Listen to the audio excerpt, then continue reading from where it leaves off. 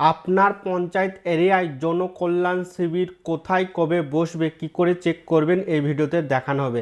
আর এই জনকল্যাণ শিবিরে আপনি কি কি সুবিধা পাবেন, যেরকম আপনি অন্নপূর্ণা ভাণ্ডারের অ্যাপ্লিকেশন জমা করতে পারবেন, বিধবা ভাতা জমা করতে পারবেন, আপনি আপনার স্কলারশিপের অ্যাপ্লিকেশন জমা করতে পারবেন, এমনকি আপনি যুবশক্তির ফর্মও জমা করতে পারবেন।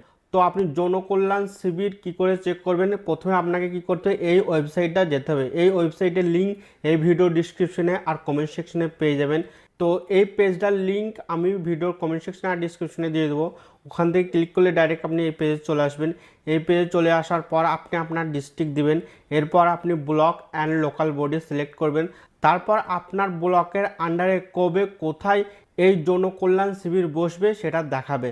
তো সিম্পলি এই প্রসেস ফলো করে আপনি আপনার জনকল্যাণ শিবির কোথায় কবে বসবে সেটা আপনি চেক করতে পারবেন। তো এই ভিডিওটা যদি হেল্পফুল হয়ে থাকে ভিডিওটা লাইক করে দিবেন আর এই ভিডিওটা সবার সাথে বেশি বেশি করে শেয়ার করে দিবেন।